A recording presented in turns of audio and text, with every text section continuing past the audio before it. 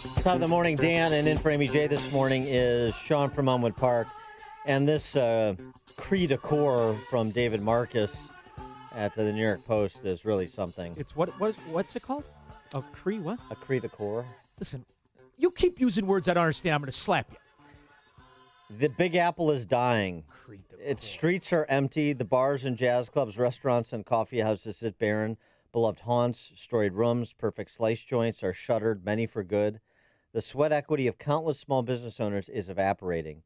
Instead of getting back to work, providing for their families, our mayor talks about a Fantasyland New Deal for the post-coronavirus era. It's insanity, man. Open the city, all of it, right now. Broadway shows, beaches, Yankees games, the schools, the top of the frickin' Empire State Building, everything. New Yorkers have already learned to social distance. Businesses can adjust. The elderly and infirm can continue to be isolated. Yeah, no thanks to Andrew Cuomo. What the hell is going on? Is anybody in charge of the situation? This is Marcus's column, friend of the show. He's great. Yeah. Is anybody in charge of the situation, or are we just left with the governor and his talking head brother arguing on CNN about which of the two Ma loves best? Who cares? We should always consider we are led by idiots, as one of my friends likes to remind me. Cuomo and de Blasio have no plan. There is not a single question about when New York can get back to normal, to which they have a straight answer. Not one. They cash their taxpayer checks while immiserating the rest of us. That's what's happening. That's what's happening around the country, to varying degrees, clearly. But in places, in the lockdown and bus pawls that control New York and New Jersey and Illinois and California, Pennsylvania, that's what's happening. Cashing their government checks while impoverishing everyone else. They're immune to any economic situation. They have... that is solidified in their policies. Think about the power when you never have to pay the consequences of your action. Well, think about the consequences that are coming when the consequences for the policy choices are visited upon more and more people. I mean, we're 39 million in right now, but that's just the tip of the spear with respect to the impact of the policy choices. When people get hurt, I've been saying this since the shutdown. People get hurt in unimaginable ways, and they're afraid for their ability to survive economically, to be viable economically, to have the life they thought they were going to have. You are going to see anger that these politicians and their hail fellow well met approach, at least that's the one that Pritzker takes, little Rodrigo Duterte Jr., the mayor of Chicago, that's a bit of a different approach. But they are not ready for what will come. I believe. I just don't think they are. I believe that when I listen to Pritzker, you could hear the fear. It's either that or a donut he has left over, but you could hear it in his voice. I will say the midget with the chip on her shoulder is defiant in the face of it. As you heard her yesterday talk to me and you and every other man and woman who owns their life, or at least thought they did, as if they were her 12-year-old. Well, let me tell you something. Comments like this, the harder you press down, the bigger the response is going to be ultimately. When I find myself in the circumstance of calling the survivors of people who have died, I don't want their deaths to be in vain, because we are so fixated on a moment of pleasure that can impact our city for a lifetime. And I will say the same thing that I tell my 12-year-old. I don't care what other people do. You're my kid. I am the mayor of the city. Listen to that, man. That should, if that doesn't get you calling U-Haul, what does? Is that what people are doing? They're willing to allow people to have died in vain for a moment of pleasure? No, that's your election night. That's your election night. It brought a moment of pleasure to all of the social engineering, Evanston white guilt people, and look at the devastation and pain it's caused. She thinks this is all about the lakefront. It's not. It's so much bigger than that. And the fact that she doesn't understand it or doesn't care to understand it, I'm telling you, this is going to end. This is bad right now.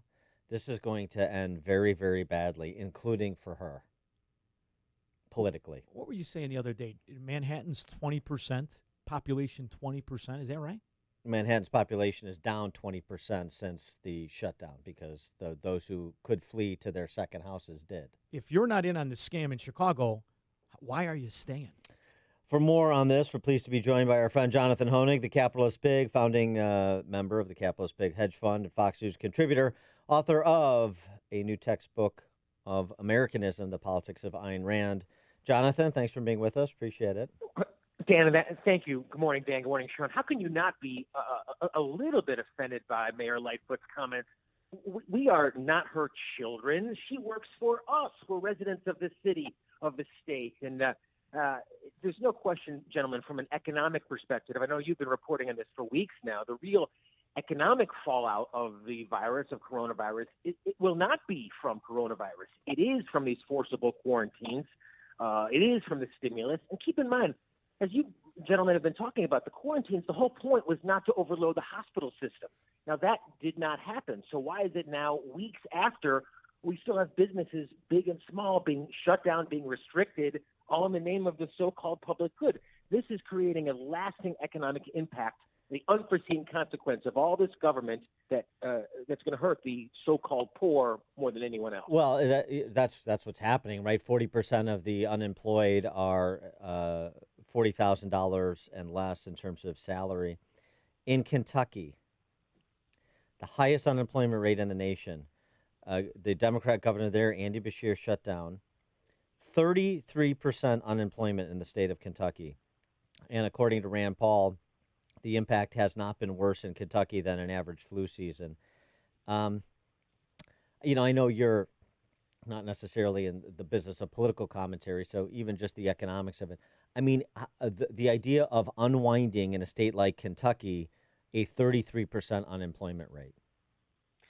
Yeah, I mean, it's what's so frustrating, gentlemen, is that it is self-imposed. This was self-caused, but I think just as politicians, essentially got us into this mess, it is industry, it is business, it is thinking men and women, trying to make a buck that are going to get us out of it. And that's not only just the fantastic engineers and scientists at private companies who are going to come up with the miracle cures and whatnot, but it's the innovators who are doing things. I'm sure you saw this story, in New York now, they're talking about using drones to disinfect Broadway theaters, same things in sporting events and sporting facilities. So, we're going to come up with ways that we always have to innovatively overcome these crises, overcome this problem. But the problem is when government comes in and says, nope, you're shut down, everyone stay home, we'll send you a check. They don't even give businesses an opportunity to try to compete, to try to serve customers. That's what's been hindering the economy. And my hope, and, it's easy to be a pessimist given the news these days, but I am an optimist, guys. I mean, we still are in the most free, most individualistic country with a tremendous history of innovation.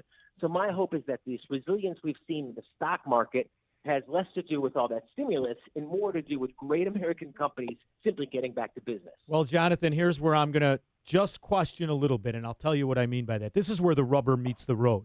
You've got Illinois that has not only proven itself to be a fascistic totalitarian state run by incompetence and corruption, but they are promising you more of it in the future, and it's really going to double down. I mean, if you really listen to the innuendo in these circuses, these Saturday Night Live skits called daily briefings, they're warming you up for the next flu season.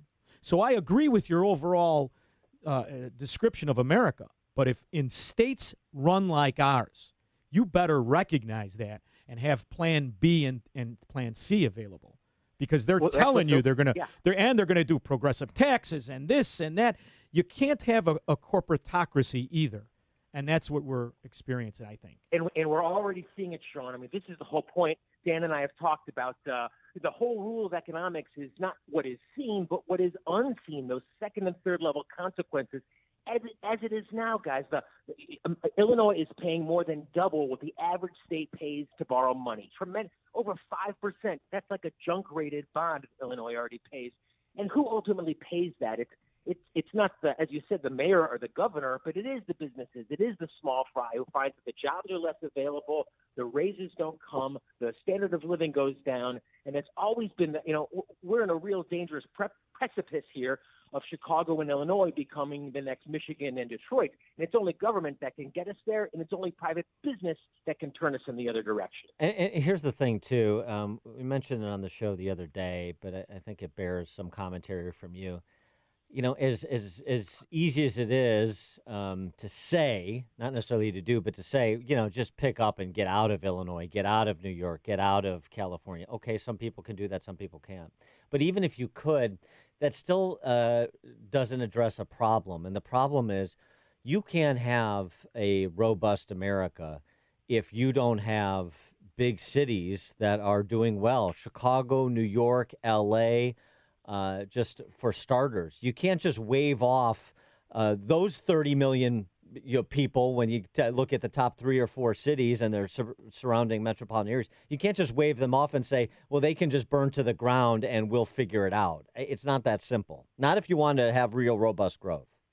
Well, that's why this is, the markets, as you guys know, have been absolutely nuts these days. And I think they're reflecting this real crossroads that America and the American economy specifically are at now. I mean, is government going to continue to grow? We have, scores of examples of people making more money sitting at home, not working, getting a check from a government than they would going back working in some safe capacity with social distancing, mask, gloves, and all the rest. So, are we going to continue to go down that path, Dan? And if we do, I mean, I don't want to be bleak, but, there's no telling how low we can go. We can go all the way down to the bottom.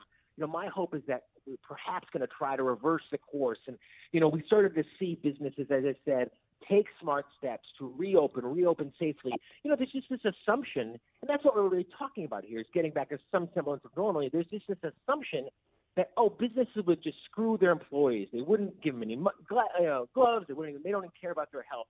That doesn't bear any semblance to reality, and certainly not what we're seeing on the ground all over the state. So you're right, Dan. We're at a crossroads here. If we're going to go down the road of bigger government, more control, you're going to want to get the heck out of Illinois. Where do you go? I don't know, but my hope is Florida. We don't go that way.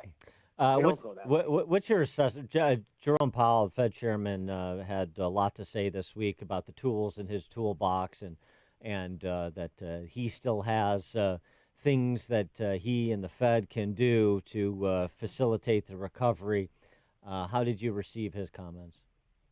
Well, the irony is that historically, Dan, when you look back, the more so-called stimulus that either the Federal Reserve or government provides to economy, the slower recovery, the slower economic growth you have. I mean, the best example is the $800 billion act under Obama, that recovery plan. I mean, that produced what was the slowest recovery in modern history. And, of course, Republicans used to talk about that quite a bit. So that's my fear, is that all this spending, all this government intervention, all the artificially low interest rates results in slow economic growth, not robust economic growth. And again, there's historical examples of that. I mean, Japan, for the last 30 years, has tried to spend themselves out of recession, spend themselves out of malaise. Hasn't helped it. It's worsened their quality of life. So, if you want to incentivize people, let them keep more of the money that they earn, let them invest it, enjoy it. Get back to those American principles that I wrote about in Textbook of Americanism. That's how you get the economy roaring again. Jonathan, the $800 billion now looks like we were at the dollar store. Change.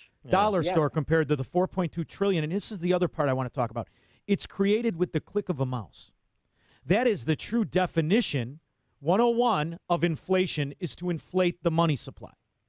Where it rears its ugly head in the future is, it's going to be in multiple places, but it's also anybody's guess as to time.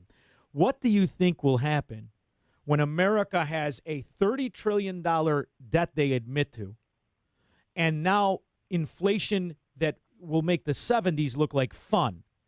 How do you think, will it just be another bubble print up? I mean, it seems to me they have given themselves no exit ramp on the expressway to serfdom.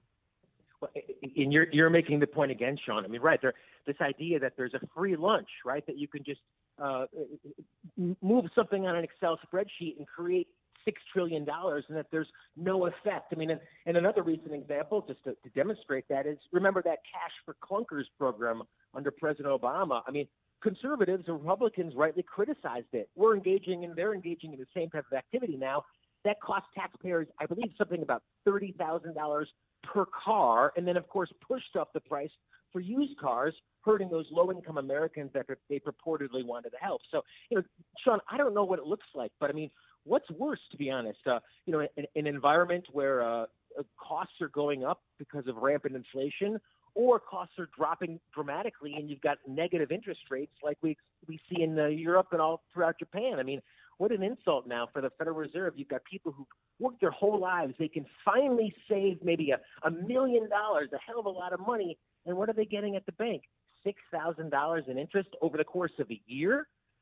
This is all due to that intervention from the Fed, intervention from the government. It doesn't end well, and that's why we need to reverse course.